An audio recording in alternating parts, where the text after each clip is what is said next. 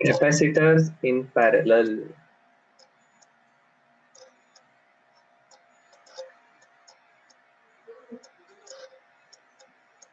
क्या होगा देखो यहाँ पर पैरेलल कॉम्बिनेशन मतलब क्या। तो हमें रेजिस्टेंस का पैरेलल कॉम्बिनेशन पता था। किसको पैरेलल कहते हो आप, बोलो।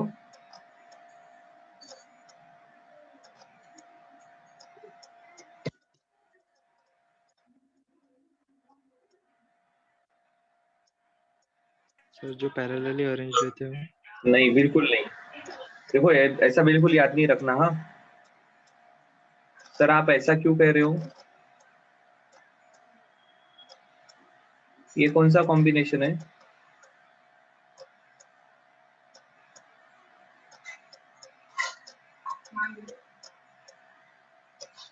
सीरीज। ये सीरीज कॉम्बिनेशन है।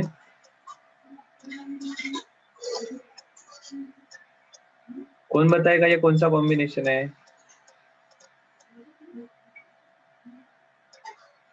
जल्दी बोलो, कौन सा कॉम्बिनेशन है ये। पैरेलल। ये पैरेलल कॉम्बिनेशन है। पैरेलल। पैरेलल कॉम्बिनेशन है। से देखो अभी ध्यान में रखो। हाँ, एक चीज पक्के से ध्यान में रखो। सीरीज पैरेलल का रूल क्या है। सीरीज में अगर कोई भी कॉम्बिनेशन है तो करंट के लिए एक ही रास्ता है। करंट के लिए दूसरा रास्ता आ गया तो समझ लेना वो सीरीज कॉम्बिनेशन नहीं है। अब देखो, मैं इलेक्ट्रॉन बन के निकला, मैं यहां से पॉजिटिव से निकला हूं, ठीक है। अब इलेक्ट्रॉन नहीं, मैं पॉजिटिव चार्ज बन के निकला, यहां पर आया। क्या मेरे पास दूसरा रास्ता है क्या।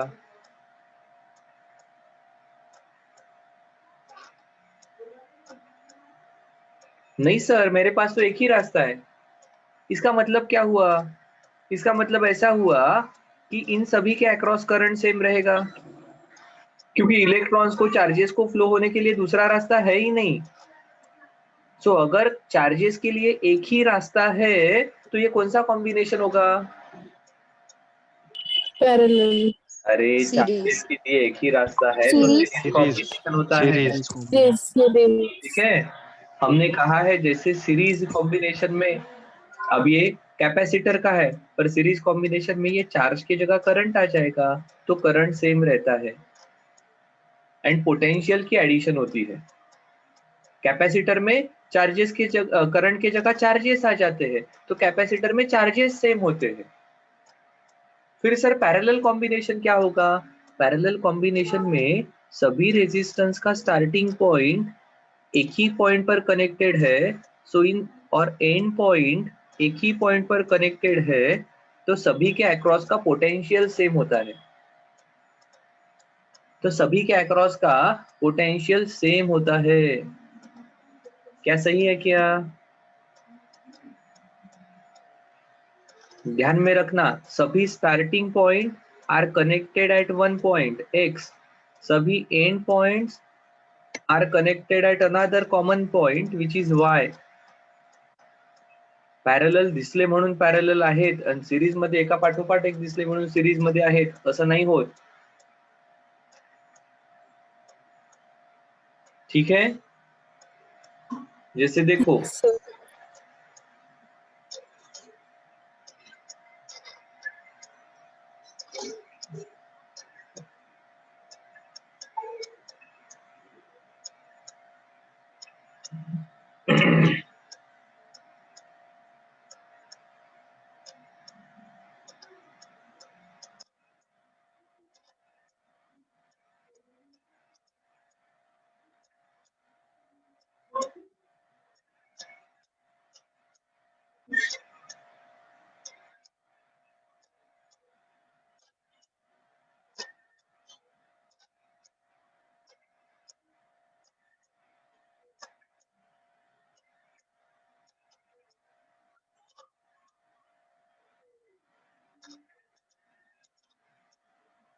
ये कौन सा कॉम्बिनेशन बन गया। पैरेलल। कैसे। सीरीज। हाँ, सीरीज कॉम्बिनेशन। सीरीज कॉम्बिनेशन है। अब देखो ये इसका स्टार्ट है, ये इसका एंड है, ये इसका स्टार्ट है, ये इसका एंड है। So this is 1 R1 R2 R3। So R1 का start is connected to X, R2 का start is connected to X, R3 का start is connected to X। अगर यहाँ का पोटेंशियल 10 वोल्ट है और यहाँ का पोटेंशियल 20 वोल्ट है, तो देखो R1 का एक end is connected to 10 volt वाला पॉइंट, R2 का एक end is connected to 10 volt वाला पॉइंट, R3 का दूसरा एक एंड कनेक्टेड टू 10 वोल्ट वाला पॉइंट, R1 का एक end is connected to 20 volt वाला पॉइंट, R2 का एक end is connected to 20 volt वाला पॉइंट, R3 का एक end is connected to 20 volt वाला पॉइंट। कौन सा कॉम्बिनेशन है ये? बोलो। पैरेलल। ये पैरेलल कॉम्बिनेशन है, पैरेलल। ठीक है, ध्यान में रखना। राइट हो जाए ओनली क्लास, बाकी ऑल बकवास, जो दिखता है वैसा नहीं है। ये पैरेलल दिख रहा है पर ये सीरीज कॉम्बिनेशन है, ये एक लाइन में दिख रहे हैं पर ये पैरेलल कॉम्बिनेशन है। सर ऐसा कैसे? तो देखो हमारा सिंपल रूल है, मैं अगर करंट बन के निकला, मैं अगर निकला यहाँ से इलेक्ट्रॉन बनकर, क्या मेरे पास दो रास्ते आ गए क्या? हाँ सर, मैं इधर भी जा सकता हूँ, मैं इधर भी जा सकता हूँ। मैं इस पॉइंट पर पहुंच गया, क्या मेरे पास दो रास्ते आ गए क्या? हाँ, मैं इधर भी जा सकता हूँ, मैं इधर भी जा सकता हूँ। सो जहां पर हमें दो रास्ते मिल गए, समझ लेना दाल में कुछ काला है, वो सीरीज कॉम्बिनेशन नहीं है। क्या बात ध्यान में आई? Yes sir. पक्का? इसके बाद बोलोगे जो पैरेलल दिखता है वो पैरेलल कॉम्बिनेशन और जो एक लाइन में है वो सीरीज कॉम्बिनेशन, ऐसा कहोगे इसके बाद? नहीं नो कहना सर। है। हमें चेक करना पड़ेगा कि करंट को चार्जेस के लिए एक ही रास्ता है या ज्यादा रास्ते मिल रहे हैं। क्या ठीक है? देखो हाँ, बहुत बार आपको क्वेश्चन में इस प्रकार से अरेंजमेंट देने वाले हैं। हमारे नेक्स्ट चैप्टर में ऐसे हम बहुत सारे क्वेश्चन करेंगे जो अरेंजमेंट आपको कंफ्यूज करने के लिए ही बनाएंगे हम। चलो हाँ, सो आप एक्चुअली हमने शुरू किया था जहाँ से शुरू किया था वो पार्ट 2 छोड़ दिया हमने।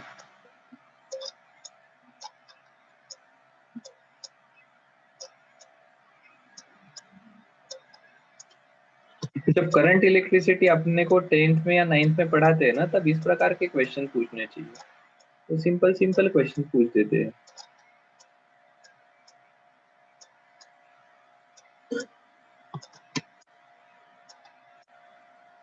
हाँ, सो देखो हम हमेशा कहते हैं इन आवर पैरेलल कॉम्बिनेशन,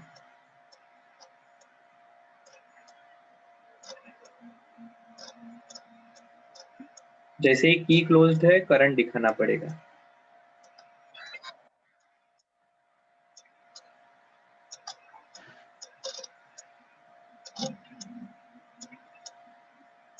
सो अब देखो R1 कहाँ पर कनेक्टेड है? X में और Y के बीच में। R2 कहाँ पर कनेक्टेड है? X एंड Y के बीच में।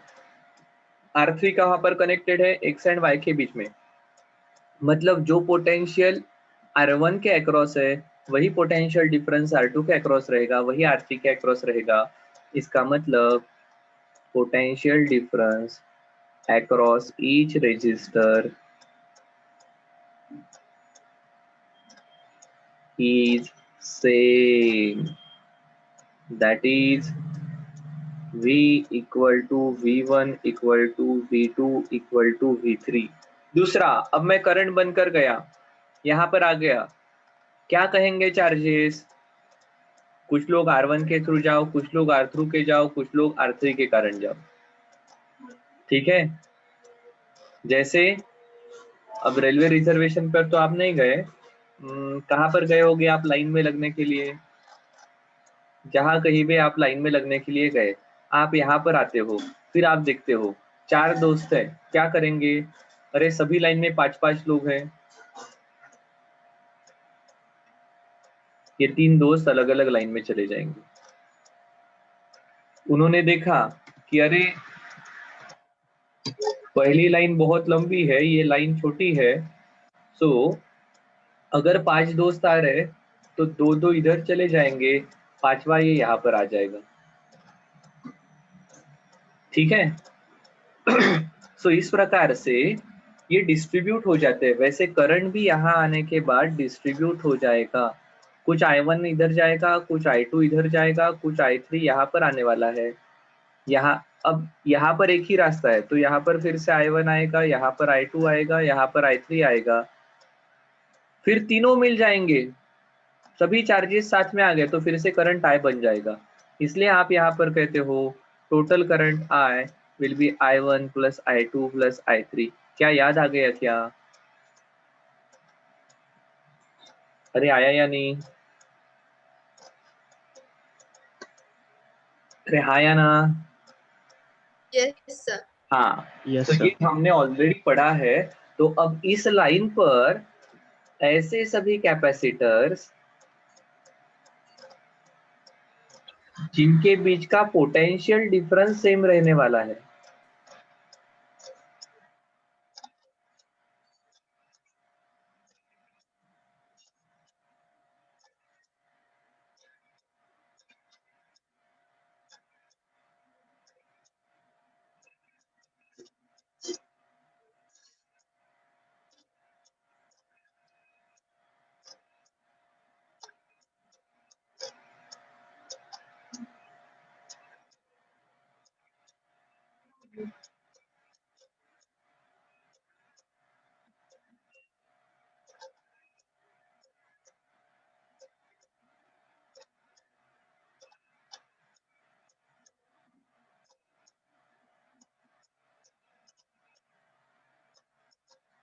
अब देखो ये सभी एक पोटेंशियल पर कनेक्ट किए जाएंगे।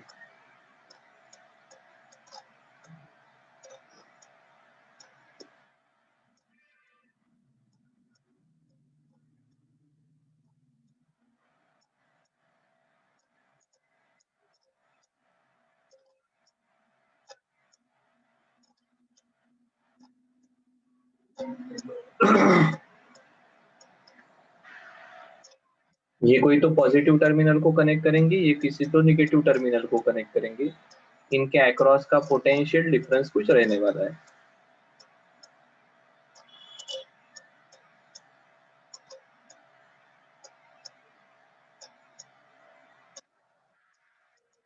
And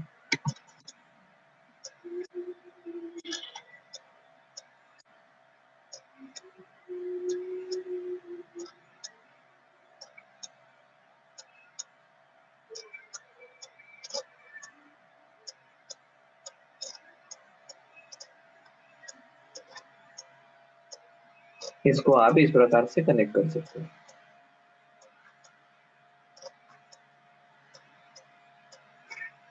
by the way battery का सिंबल और कैपेसिटर का सिंबल डिफरेंट ही ध्यान में आ रहा है। ठीक है, अब देखो जो चार्जेस जाएंगे इन सभी स्टार्टिंग पॉइंट का, ये तीनों के अक्रॉस का पोटेंशियल सेम रहेगा because they are connected between common point. But अब ये कुछ चार्ज यहाँ पर जाएगा, कुछ चार्ज यहाँ पर जाने वाला है, कुछ चार्ज यहाँ पर जाने वाला है।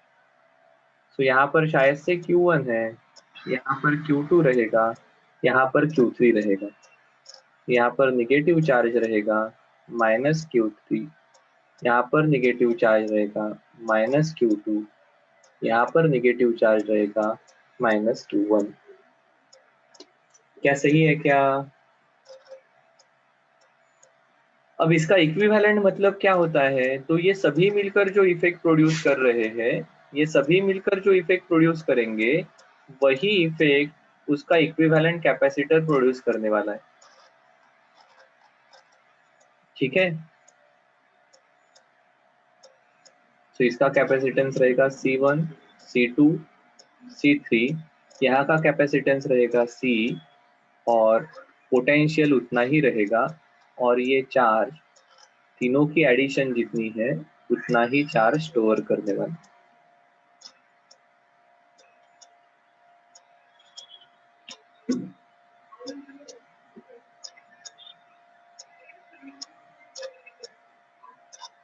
ठीक है, ये इसका इक्विवेलेंट कॉम्बिनेशन है। जो effect C1, C2 and C3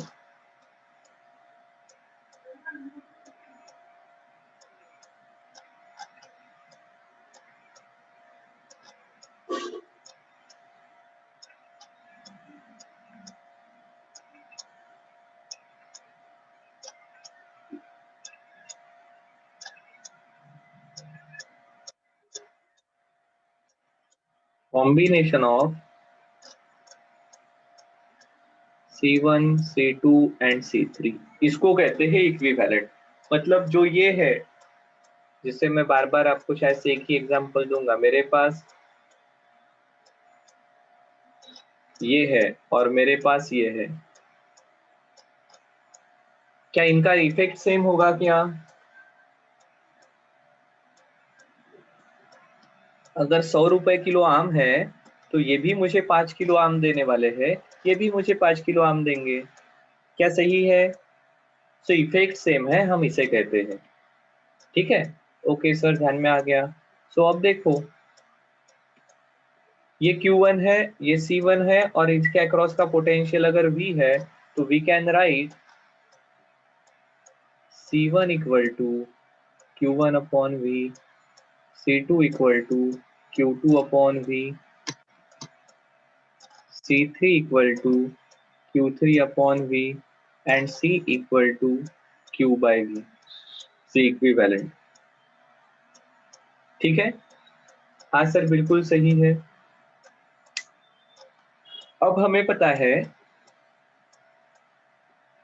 but ये जो चार्जेस है, यहाँ पर चार्ज आया, कुछ यहाँ गया, कुछ यहाँ गया, कुछ यहाँ गया, so total charge Q is equal to Q1 plus Q2 plus Q3। क्या मैं यहाँ से Q की वैल्यू लिख सकता हूँ क्या? बड़ा अजीबोगरीब। हाँ सर, Q की वैल्यू हो जाएगी C equivalent into V, Q1 की वैल्यू हो जाएगी C1 इंटू V, Q2 की वैल्यू हो जाएगी C2 इंटू V, Q3 की वैल्यू हो जाएगी C3 into V। V common निकल गया, you will write C equivalent equal to C1 plus C2 plus C3।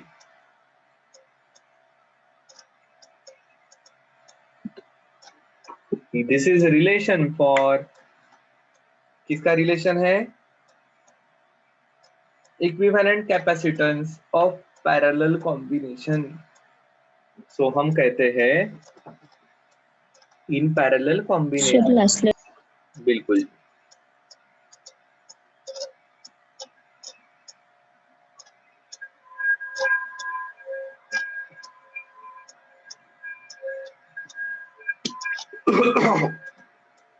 done, sir. So in parallel combination ऐसा दिखा सकते हैं हम।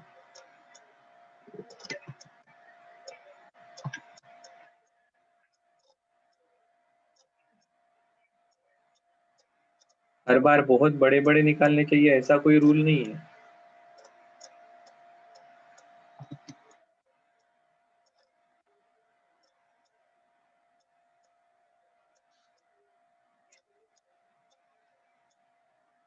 C1, C2, C3, ठीक है, इनके अक्रॉस चार्ज रहेगा,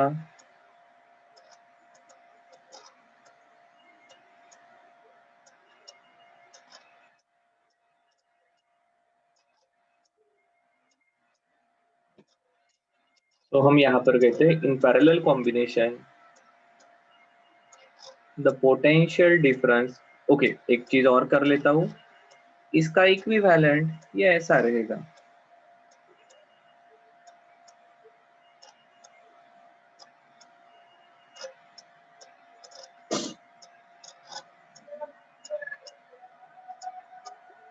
हाँ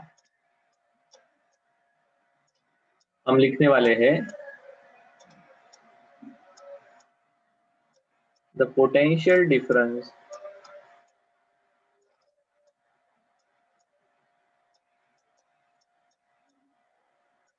across each capacitor is same, that is V equal to V1 equal to V2 equal to V3 equal to and so on up to Vn। ठीक है,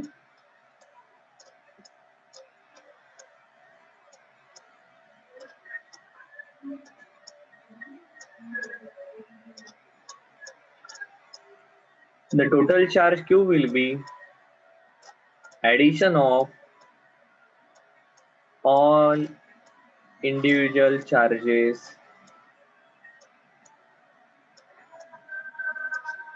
on capacitor, और इसलिए आप लिखोगे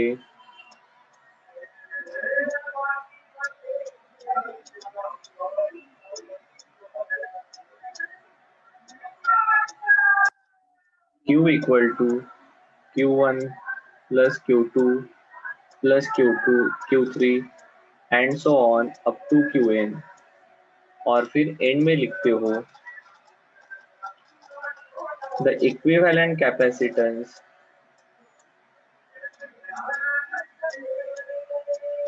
of parallel combination is given by C equivalent equal to C1 plus C2 plus C3 plus and so on up to Cn। क्या सही है sir? बिल्कुल सही है। चलो, हो गया लिखकर?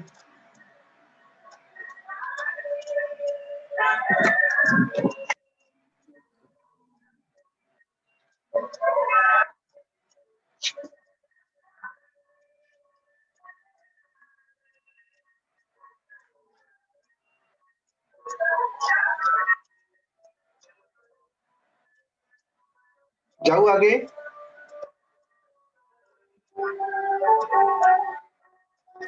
Yes, sir. ओके, जस्ट एक मिनट।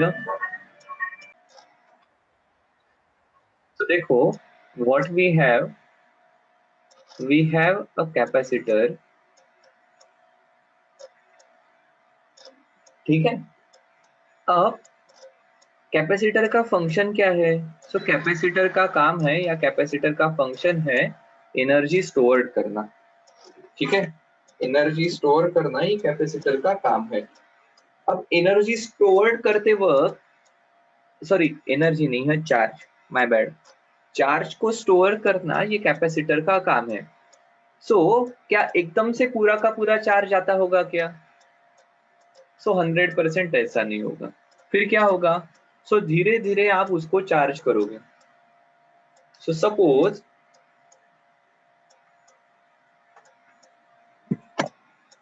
इस कैपेसिटर को, जिसके these are basically just a plate, अभी ये सिर्फ प्लेट्स है, जिसका कैपेसिटेंस आप दे सकते हो epsilon not a by D से, और जो रेशियो रहेगा Q बाई V का। सो अभी जस्ट हमने इसके अक्रॉस पोटेंशियल डिफरेंस दिया है, ठीक है। इसके अक्रॉस पोटेंशियल डिफरेंस है V। मैं बैटरी से भी दिखा सकता हूँ या ऐसे दो टर्मिनल के थ्रू भी दिखा सकता हूँ। सो अब देखो, अब यहाँ पर शुरुआत में चार्ज 0 है, तो धीरे धीरे यहाँ पर हम चार्ज डेवलप कर रहे हैं, चार्ज स्टोर कर रहे हैं, ठीक है। हाँ सर, बिल्कुल सही है। सो अब देखो, अब जब हम चार्ज कर रहे हैं तो यहाँ इधर पॉजिटिव जा रहे हैं, इधर निगेटिव जा रहे हैं, मतलब यहाँ पर करंट फ्लो हो रहा है। और फिर हम कहते हैं कि अब ऑलरेडी यहाँ पर पॉजिटिव चार्ज है, ठीक है, अब और चार्ज इस पर स्टोर्ड होगा, ठीक है, और चार्ज इस पर स्टोर्ड होगा, तो उस चार्ज को स्टोर करने के लिए आपको काम करना पड़ेगा। इस प्लेट पर ऑलरेडी पॉजिटिव चार्ज है, आप उसके ऊपर और पॉजिटिव चार्ज लेकर जा रहे हो। अब यहाँ की इंटरमीडिएट स्टेट कंसीडर करो, यहाँ का चार्ज है Q डैश, ठीक है। अब हम क्या कर रहे हैं, यहाँ पर ये पॉजिटिव रहेगा, ये निगेटिव Q डैश रहेगा। अब यहाँ पर और पॉजिटिव लाना और यहाँ पर निगेटिव लाना, क्या इसको ही मैं ऐसा कंसीडर कर सकता हूँ क्या कि यहाँ से प्लस छोटा सा dq चार्ज ये इधर जाएगा, यहाँ से प्लस dq चार्ज गया तो यहाँ का प्लस dq चार्ज कम होगा। देखो, यहाँ से चार्ज गया इधर तो यहाँ का निगेटिव चार्ज बढ़ेगा और यहाँ पर ये dq चार्ज ऐड हो जाएगा। ये अभी इतनी ये केस है। अब dq चार्ज यहाँ से जा रहा है, तो यहाँ का dq चार्ज कम होगा, ये dq चार्ज यहाँ का बढ़ेगा। तो ये dq चार्ज यहाँ से निकला है और ये यहाँ पर है। सर डेल क्यू क्यों लिया है? डेल क्यू इसलिए लिया क्योंकि ये बहुत छोटा है, ठीक है, और अब ये इधर जाने के प्रोसेस में है और यहाँ पर ये चला जाएगा। पर क्या ये अपने आप जाएगा क्या? नहीं सर, ये अपने आप तो नहीं जाने वाला है, क्योंकि इस प्लेट पर ऑलरेडी पॉजिटिव चार्ज है। यहाँ पर पॉजिटिव चार्ज है तो ये रिपल्सिव फोर्स एक्सपीरियंस करेगा, ये रिपल्सिव फोर्स एक्सपीरियंस करेगा, तो हमें इसको जबरदस्ती लेकर जाना पड़ेगा, मतलब इसके ऊपर फोर्स लगाना पड़ेगा। और अब इस चार्ज को एक प्लेट से दूसरे प्लेट के तरफ लेकर जाने के लिए जो वर्क हम कर रहे हैं, that work is going to be stored in this capacitor। क्या ध्यान में आ रहा है क्या?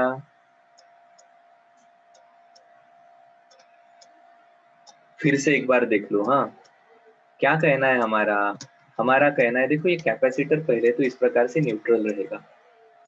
अब overall charge on capacitor is also 0, ठीक है। तो जब आप इसके अक्रॉस पोटेंशियल डिफरेंस डेवलप करते हो तो क्या होता है, इस प्लेट पर पॉजिटिव चार्ज आता है और उतना ही equal and opposite negative charge यहाँ पर आता है। ये एकदम से नहीं आएगा, ये धीरे धीरे प्रोसेस होने वाली है।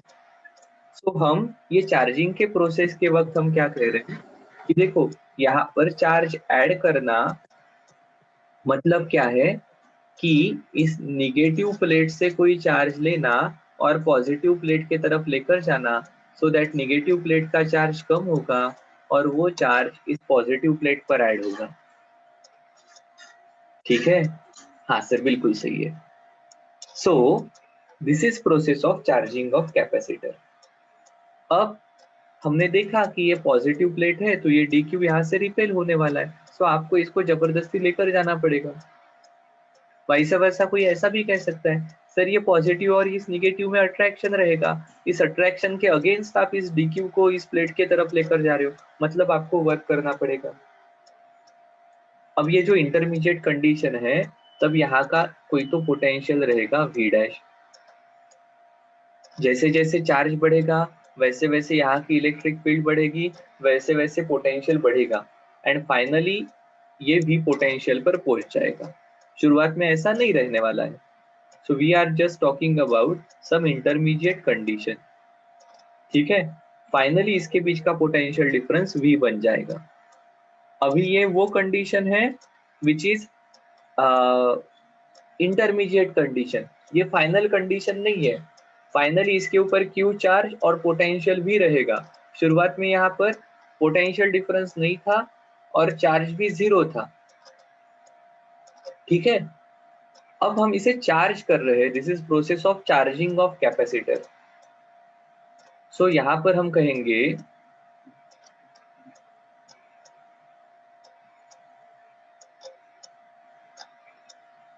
Consider a capacitor with capacitance C equal to epsilon naught A by D. Initially, when a source of potential difference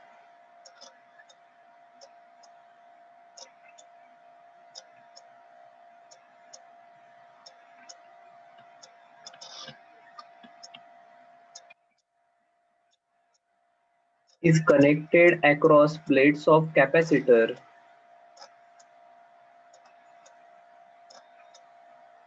then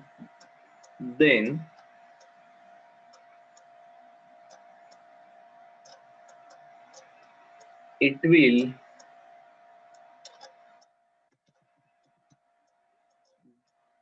be charged. Consider intermediate case of charging where charge on capacitor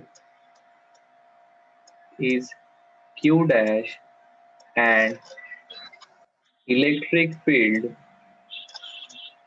between plates is E dash and potential difference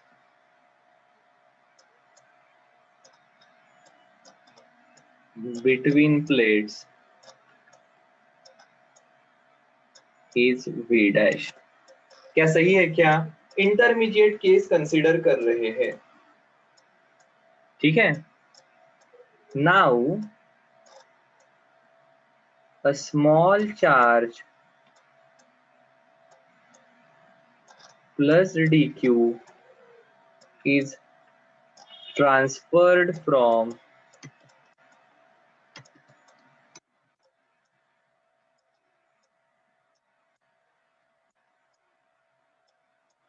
negative plate to positive plate so that charges on plate will become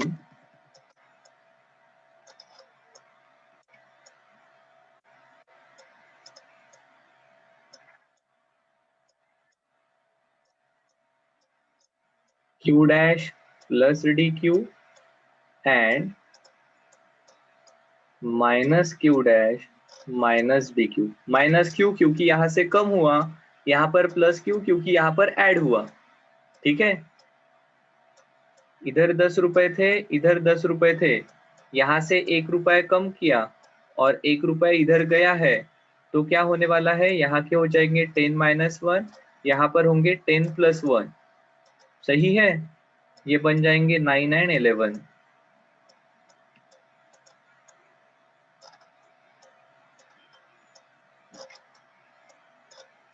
So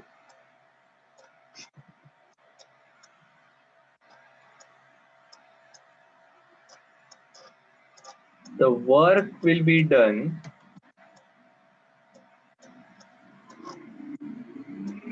during this process of charging of capacitor. Sir आप इस process को charging क्यों कह रहे हो? क्योंकि charge बढ़ रहा है ना इन प्लेट के ऊपर का, ये निगेटिव चार्ज भी बढ़ रहा है, ये पॉजिटिव चार्ज भी बढ़ रहा है. So this is process of charging of capacitor.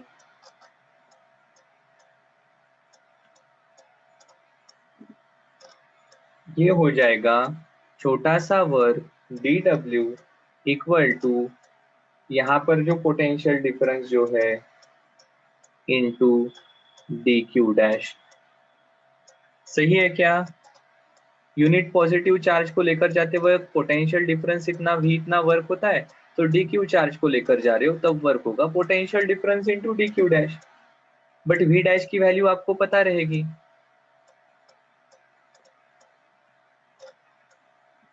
So V dash की वैल्यू आ जाएंगी Q dash upon see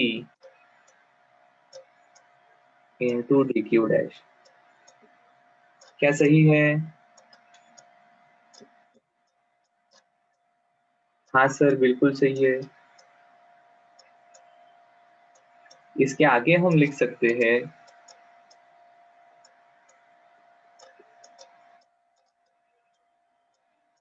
the total work can be given by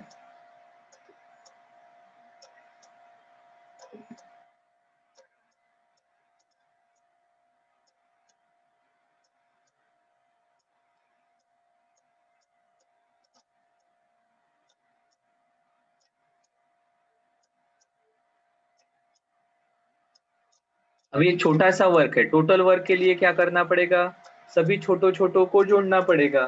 सो ये कितना आ जाएगा, सो ये आ जाएगा total work W will be integral of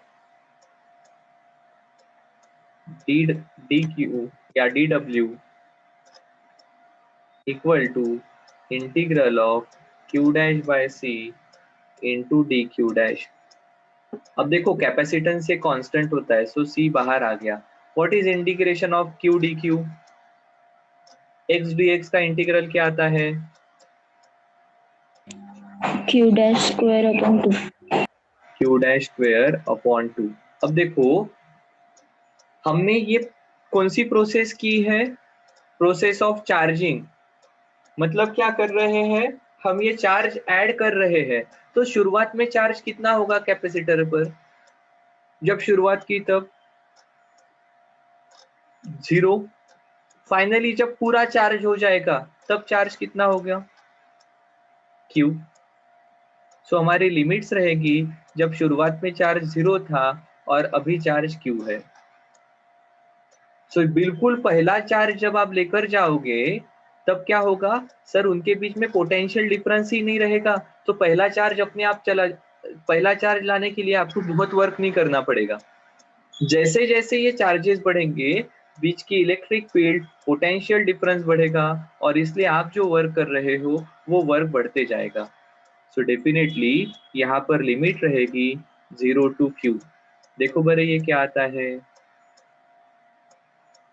सो ये आ जाएगा 1/2, अपर लिमिट पुट करते हैं क्यू स्क्वेयर, लोअर लिमिट है 0, लिखने की जरूरत नहीं है, डिवाइडेड बाय सी। क्या सही है? Half Q square upon C. So the work done in charging capacitor, वापस दिखाऊंगा स्लाइड।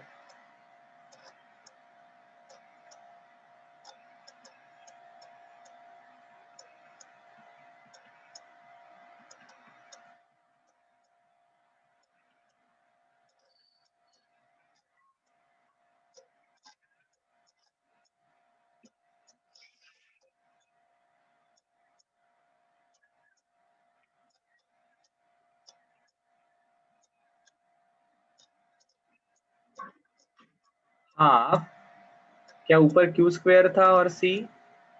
अब देखो but C equal to Q by V, therefore Q equal to C we.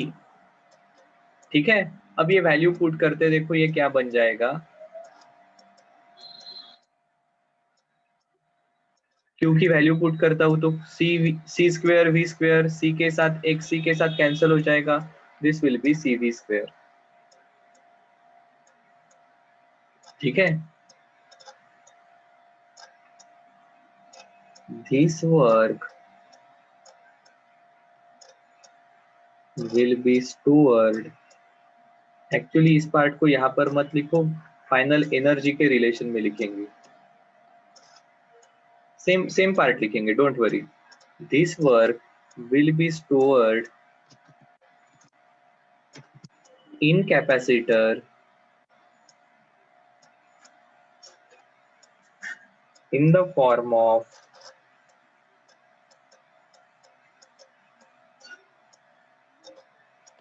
potential energy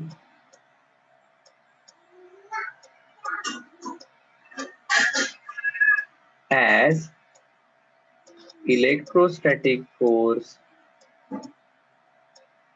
is conservative force. ठीक है? Therefore, potential energy of system equal to half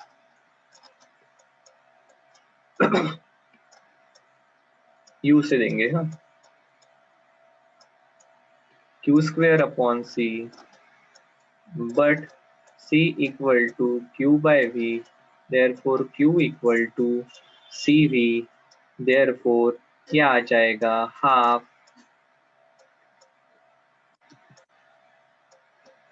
C square V square upon C, that is half CV square. So Q और C के, C और V के और एक form इसका आ सकता है V एंड Q के फॉर्म में. सो C को गायब करना पड़ेगा. सो C को मैं Q by V लिख सकता हूँ. सो ये आ जाएगा half Q square upon Q by V.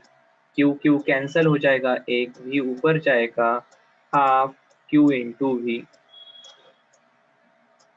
सो आप रिलेशन लिखते हो energy stored equal to half Q square by C equal to half CV square equal to half QV. This is electrostatic potential energy stored in capacitor.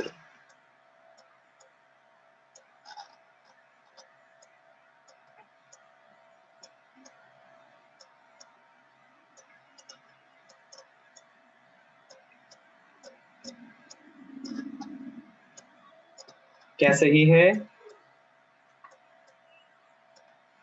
हाँ sir, बिल्कुल सही है.